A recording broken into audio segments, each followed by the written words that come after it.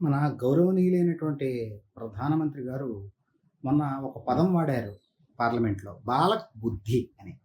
ఇది ప్రతిపక్ష నాయకుడి పైన అంటే రాహుల్ గాంధీ ప్రతిపక్ష నాయకుడు. ఆయన మీద ఒక విమర్శగా వాడారు. ఇది కేవలం ఈ బాలక బుద్ధి అనేటటువంటి పదం గురించి చర్చ మాత్రమే, రాజకీయాలు కాదు. ఈ బాలక బుద్ధి అనేది ఒక నిందార్థకంలో వాడారు. అది కరెక్టేనా? అసలు బాలక్ బుద్ధి అనేది మంచి అర్థాన్నిస్తుందా? చెడు అర్థాన్నిస్తుందా? నిజానికి బాలక్ బుద్ధి అనేది చెడు అర్థాన్ని హిందూయిజం ప్రకారం, హిందూ సంస్కృతి ప్రకారం చెడు అర్థం వస్తుందా? అనేదే ఈరోజు చర్చ. నా దృష్టిలో ఈ బాలక్ బుద్ధి అనేది చెడు అర్థాన్ని ఇవ్వదు. బాలక్ బుద్ధి అంటే చిన్న పిల్లవాడి స్వభావం. లేకపోతే చిన్న పిల్లవాడి బుద్ధి. అది ఎలా చెడు అవుతుంది? పిల్లవాడిని మన వాళ్ళు ఎప్పుడూ కూడా చిన్న పిల్లవాడిని, బాలుడిని పరమాత్మతో సమానంగా చూస్తారు. అందుకే మోడీ గారు ఎంతో కష్టపడి బాలరాముడిని అయోధ్యలో ప్రతిష్ఠించారు. బాలరాముడు ఎందుకని ప్రత్యేకమయ్యాడు? అంటే బాల్యాన్ని ఒక రకంగా పరమాత్మకి దగ్గరగా ఉండడం, దేవునికి దగ్గరగా ఉండడం అనే నమ్మకం ఉండేది. ఇంకా నాకు చిన్నప్పుడు నేను వినేవాడిని. పూర్వజన్మ జ్ఞాపకాలు కూడా బాల్యంలో గుర్తుంటాయని. అంటే బాల్యం అనేది అజ్ఞానం కాదు. అది జ్ఞానానికి దగ్గరగా ఉండటం. పిల్లవాడు మాట్లాడలేడు కనుక అతడు ఆహ్, కింది స్థాయిలో ఉన్నాడని కాదు. నిజంగా పరమాత్మకి, దేవునికి దగ్గరగా పిల్లలే ఉంటారని భావించేవారు. పిల్లల జ్ఞానం మనకు ఉండదని, మనం పెరిగే కొలది జ్ఞానాన్ని కోల్పోతామని ఒక వాదన చేస్తూ వచ్చారు. ఇది ఇప్పుడు పాత సినిమాలో కూడా ఒక పాటుంది. పిల్లలు దేవుడు చల్లని వారే కళ్ళ కపట మెరుగని కరుణామయులే. ఇది చాలా మంచిది. కళ్ళ కపటం తెలియకపోవడం అనేదే నిజమైన జ్ఞానం. మనం వాడు చాలా తెలివైనవాడురా అంటాం. తెలివైనవాడురా అంటే ఏమిటంటే మోసగాడు అనేది అర్థం వచ్చేసింది. అంటే మనము బాల్యంలో ఉండేటటువంటి నిష్కల్మషమైన ఇన్నోసెన్స్, ఆ ఇన్నోసెన్స్‌కి ఒక వాల్యూ ఉంది. అంటే ఒక అమాయకత్వం. అది అజ్ఞానం కాదు. అమాయకత్వాన్ని అజ్ఞానంగా భావించటం అనేది, ఇమ్మెచ్యూరిటీగా భావించడం అనేది మన కల్చర్‌లో లేదు. అది ఇటీవల కాలంలో వచ్చింది. ఎప్పుడంటే ముఖ్యంగా పాశ్చాత్యులు ఇప్పుడు యువకులారా రారండి, యువకులకు ఒక ప్రాధాన్యత వచ్చేసింది. ఎందుకంటే బలం జయించటం, విస్తరించటం, ఇతర ఖండాలను ఆక్యుపై చేయడం, ఇతర జాతులను బలంతో ఆక్యుపై చేయడం చేసినటువంటి బ్రిటిష్ వాళ్ళు, లేకపోతే కలోనియలిస్టులను చూసి మనము బలమే గొప్పదని, మెచ్యూరిటీ అంటే వయస్సు పెద్దయ్యే కొలది మనము ఆయుధదారులమై బలంగా తయారైనప్పుడే గొప్పని అనుకోవడం జరిగింది. దానికి భిన్నంగా భారతీయ సంస్కృతిలో బాలుడికి చాలా ఇంపార్టెన్స్ ఉంది. ఉదాహరణకి బాలాదపి సుభాషితం. చిన్న పిల్లవాడు చెప్పినా కూడా అతని మాటని గౌరవించాలి అనేది ఉంది. ఇంకొకటి ఉంది, శిష్యాదిచ్చేత్ పరాజయం. శిష్యుడి నుంచి గురువు ఏం పొందాలి? ఏం పొందాలంటే పరాజయం పొందాలి. అంటే శిష్యుడి ముందు గురువు ఓడిపోవాలి. అంటే శిష్యుడు చిన్నవాడు, గురువు పెద్దవాడు. గురువు అనే శబ్దంలోనే పెద్ద అని అర్థం ఉంది. కానీ పెద్దవాడు, గురువు అంటే పెద్దని. కానీ గురువు పెద్దవాడు చిన్న పిల్లవాడి ముందు ఓడిపోవాలి, ఓడిపోతాడు కూడా. అంటే చిన్న పిల్లవాడుగా ఉండటం, బాల్యం అనేది ఒక రకమైన ఇమ్మెచ్యూరిటీకి సింబల్ కాదు. మనం భౌతికంగా మెచ్యూర్ కావటము, బలవంతులుగా తయారు కావడము గొప్ప విషయము కాదు.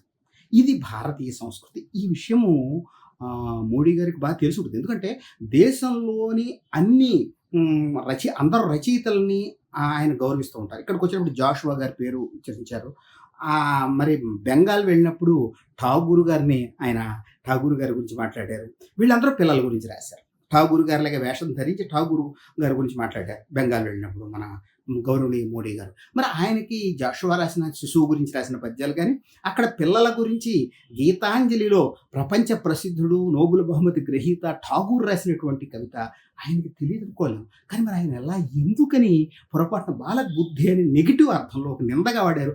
పిల్లాడురా అది మెచ్యూరిటీ లేనివాడు, అంటే పెద్దగా జ్ఞానం లేని వాళ్ళు అనొచ్చు. అదే నువ్వు పిల్లగాడురా, నువ్వు బచ్చావురా అంటే. అవి ఒక జ్ఞానము, పాండిత్యము ఉన్నవాడనే మాటలు కాదు. అవి మనము ఒక అహంకారంతోనే మాటలు. శంకరాచార్య కూడా ఏమన్నారు? మాకురు ధనజన యవ్వన గర్వం, యవ్వనం గురించి గర్వం వద్దన్నారు. బాల్యం గురించి గర్వం బాల్యం మంచిదే. యవ్వన గర్వం. యవ్వనం అనేది మనకి ఎక్కడ లేని గర్వాన్ని ఇస్తుంది. నాకు పెద్ద ఛాతీ ఉంది, నేను బలవంతుడిని, మెచ్యూర్డ్ పర్సన్‌ని అనడం అనేది అది నిజానికి భారతీయ సంస్కృతిలో గొప్ప విషయమేమి కాదు. బాలోన్మత్త పిశాచవత్ అంటే ఒక జ్ఞానిని చిన్న పిల్లవాడితో మన సంస్కృతి పోలుస్తుంది. ఎందుకంటే నిష్కల్మషత్వము, ఇన్నోసెన్సు ఇవి గొప్ప విషయాలుగా భావిస్తాయి. లాస్ ఆఫ్ ఇన్నోసెన్స్ అని కుప్పిలి పద్మ గారు ఒక కథా సంకలనమే తీసుకొచ్చారు. అంటే ఇన్నోసెన్స్‌ను కోల్పోవడం, అమాయకత్వాన్ని, బాల్యాన్ని కోల్పోవడం నిజానికి పెద్ద లాస్ అని ఆవిడ భావించారు. ఇటువంటివి మనకు అనేకం కనిపిస్తాయి. మరి ప్రపంచ సాహిత్యాన్ని గురించి ముఖ్యంగా భారతీయ సాహిత్యాన్ని, సంస్కృతిని అపోసన పెట్టినటువంటి ఆహ్, హ్మ్. ఇది మన మోడీ గారు బాలక్ బుద్ధి అని నిందార్థకంలోనే వాడారా? లేకపోతే రాహుల్ గాంధీలో కూడా గొప్ప విషయాలున్నాయి, నేను నేర్చుకుంటానని ఆయన అనుండొచ్చు. మనకు తెలీదు. ఆయన బాలక్ బుద్ధి అన్నారు. ఆయన అంత పాండిత్యం కలిగిన వ్యక్తి మనం నిందిస్తున్నాడని కూడా అనుకోనక్కర్లేదు.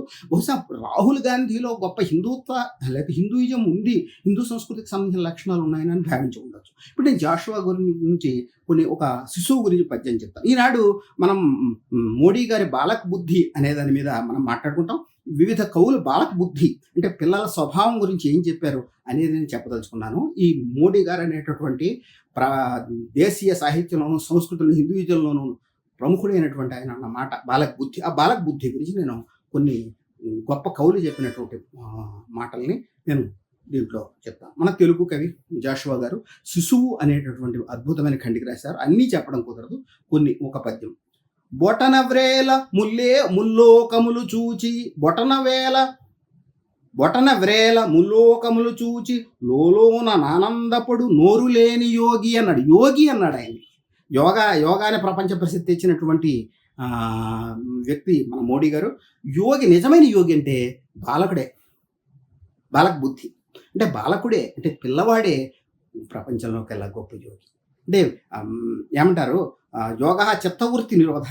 ఇష్టం వచ్చినట్టు మనస్సు ఇటు మనము స్వార్థంతో సంచరిస్తుంది, స్వార్థ బుద్ధితో తను తాను నిలుపుకోవడానికి. అటువంటి స్థితి బాలకుడికి లేదు కనుక నోరు లేని యోగి అంటే ఆయన మాట్లాడకపోవచ్చు, మాటలకి అంత ఇంపార్టెన్స్ కూడా ఏమీ భారతీయ తత్వంలో లేదు. వాక్కులను కూడా అతిక్రమించినప్పుడే, మాటలను కూడా అతిక్రమించినప్పుడే పరమాత్మ మనకి సాక్షాత్కరిస్తాడని మనకి ఉపనిషత్తులు చెప్తున్నాయి. కనుక నోరు లేని యోగి అన్నాడు అద్భుతంగా. తల్లిదండ్రుల తనువల్లరి ద్వైకి వన్నియబెట్టు 9 నెలల పంట అమృతము విషమను వ్యత్యాస మెరుగక ఆస్వాదింపచను వెర్రిబాగులాడుగా ఉండడం. ఇది అంటే కల్లాకపటం తెలియకపోవడం అంటారు. ఇది అమృతం, ఇది విషం అనేది పిల్లవాడికి తెలియదు. అతను వెర్రిబాగులాడే, కానీ అతను మోసగాడు మాత్రం కాదు, అతనేం కన్నింగ్ కాదు, అతనేమి లలిత్ మోడీయో మరొకడో కాదు. అది అనుభవించు కొలంది నున్నుమడించును మరందము జాలువారు చైతన్య ఫలము. భాషరాదు వట్టి పాలు మాత్రమే తాగు నిద్రవోవు లేచి నిలువలేడు. ఎవరెరుంగరితని దేశము ఏ దేశమో కాని ఎవరెరుంగరు ఇతని దేశమో కాని మొన్న నెలకు మొలచినాడు. ఇతని ఏ దేశం, ఏ జాతి, ఏ మతం అనేది ఎవరికి తెలియదు. అతను మొన్ననే భూమి మీదకి వచ్చాడు. అంటే ఇన్నోసెంట్. ఇప్పుడు వాడికి నీది ఏ దేశం, ఏ జాతి, ఏ నేషనాలిటీ అని వీటన్నిటికీ అతీతంగా ఉంటాడు. అందుకని నిజమైన యోగి ఎవరంటే శిశువే. బాలక్ బుద్ధి అనే స్వచ్ఛమైన బుద్ధి. బాలక్ బుద్ధి అంటే పరమాత్మకు దగ్గరగా ఉండటం. ఆయన ఆ ఉద్దేశంతో వాడి ఉండొచ్చు మోడీ గారు. ఏమి పని మీద భూమికి నేర్కినాడో నుడువ నేర్చిన పిమ్మట నడుగవలయు. అతను ఎందుకు వచ్చాడు ఈ భూమి మీదకి? అతను పరమాత్మ పంపాడా, దేవుడు పంపాడు? పెద్ద అయిన తర్వాత అడగచ్చు. కానీ ప్రస్తుతానికి అతను ఏ దేశం, ఏ జాతి అనే భావాలు లేకుండా జీవించేటటువంటి స్వచ్ఛమైన మనిషి అని అంటాడు. అయితే ఇలాంటి స్వచ్ఛమైన మనిషి, స్వచ్ఛమైన జీవి ఎవరంటే బాలకుడు. బాలక్ బుద్ధి స్వచ్ఛమైన బుద్ధి అని అర్థం.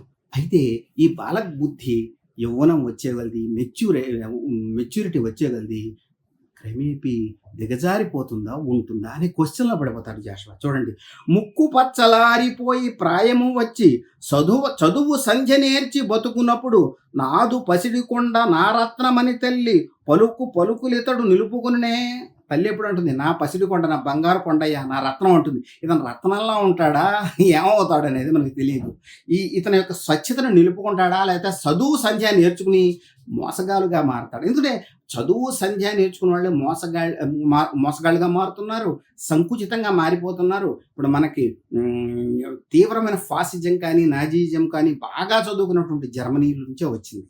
మన భారతదేశం కూడా చదువుకున్న వాళ్ళు పెరిగే కొలది మతతత్వము, కులతత్వము, ఇంకా సంకుచితత్వము పెరిగిపోతోందని అందరూ బాధపడుతున్నారు. ఇది మోడీ గారికి తెలుసుంటే బాలక బుద్ధి మనకు అవసరమని మోడీ గారు చెప్పారు. అయితే ఇంకొకటి మనకి ఠాగూర్ గారి గురించి కూడా చెప్పాలి. ఎందుకంటే ఠాగూర్ గారంటే మోడీ గారికి చాలా ఇష్టం. నాకు ఆయన రాసిన ఒక కవిత కూడా నేను చెప్తా ఈ బాలక బుద్ధి గురించి. అంతులేని లోకాల సముద్ర తీరాన పిల్లలు కలుసుకున్నారు. పైన అనంతాకాశం నిశ్చలంగా ఉంది. అవిరామంగా సముద్రం పొంగి పొర్లుతోంది. అంతం లేని లోకాల సముద్ర తీరాన పిల్లలు అరుపులతో నృత్యాలతో కలుసుకున్నారు. ఇసుకతో ఇళ్ళు కట్టుకుంటారు. ఉత్త ఆల్చిప్పలతో ఆడుకుంటారు. ఎండుటాకులతో పడవలు చేసి విశాల సముద్రపైన చిరునవ్వులతో వదులుతారు. లోకాల సముద్ర తీరాన పిల్లలు ఆడుకుంటున్నారు. ఈదడం ఎట్లాగో తెలియదు వారికి. వలలు వెయ్యడమూ ఎరుగదు. పల్లెవాళ్ళు ముత్యాల కోసం మునుగుతారు. వర్తకులు ఓడల్లో ప్రయాణం అవుతారు. కానీ పిల్లలు గుళకరాళ్ళను పోగు చేసుకుని వాటిని నీళ్లలో వెదజల్లుతారు. పిల్లలు అంటే ఆటలాగా జీవితాన్ని చూస్తారు వాళ్ళు. అంటే అమాయకంగా అంత వాళ్ళ ఇన్నోసెన్స్, స్వార్థమే వాళ్ళకి ప్రధానం కాదు. కానీ బిజినెస్ మెంటాలిటీ కాదు. పైన అంతా బిజినెస్ గురించి చెప్పాడు. బిజినెస్సే ప్రధానమైపోయే ప్రపంచంలో పిల్లలు లాంటి వాళ్ళు చాలా స్వచ్ఛంగా అమాయకంగా జీవిస్తారు. గుప్త భాగ్యరాశుల కోసం వెతకరు. వాళ్ళకి వలలు వేయడం చేత కాదు. గుప్త భాగ్యం ఎక్కడ డబ్బులు ఉన్నాయా, ఎక్కడ డబ్బు వస్తుందా, ఎక్కడ మైనింగ్ చేసేస్తే డబ్బులు వచ్చేస్తాయని వాళ్ళు ఆలోచించారని ఠాగూర్ ఎప్పుడో చెప్పేశాడు మన అదానీ అంబానీల గురించి. నవ్వులతో పొంగుతోంది సముద్రం. తీరపు చిరునవ్వు తెల్లగా మెరుస్తోంది. ఇంకా ఇలా సాగుతుంది ఈ కవిత మొత్తం. నేను ఇప్పుడు అంతులేని లోకాల సముద్రాన తీరాన పిల్లలు కలుస్తున్నారు. నిజానికి మనందరం పిల్లల్లాగే జీవించాలని ఆయన ఉద్దేశం. అందుకని పిల్లలు ఆడుతున్నారు. అంతులేని లోకాల తీరం పైన పిల్లల గొప్ప సమావేశం జరుగుతుంది అని ఈ రకంగా పిల్లల సమావేశం అని చెప్తాడు. అంటే మనం నిజానికి అందరం మరణించే వాళ్ళ మృత్యువు గురించి కూడా చెప్తాడు. మన అందరం పిల్లలు లాంటి వాళ్ళమే. ఇదంతా కూడా మన నిర్మాణాలన్నీ కూడా ఇసుక గోడలు లాంటివే అనేసి ఆయన దీనిలో చెప్తారు. ఇంతగా పిల్లల గురించి చెప్పినటువంటి కవి ఠాగూర్. ఆయన్ని మోడీ గారు కూడా చాలా మెచ్చుకుంటారు. అందుకని బాలక బుద్ధి అనే మాట ద్వారా నాలో ఇన్ని ఆలోచనలు రేపిన మోడీ గారికి నా నమస్కారాలు తెలియజేస్తూ విరమిస్తున్నాను.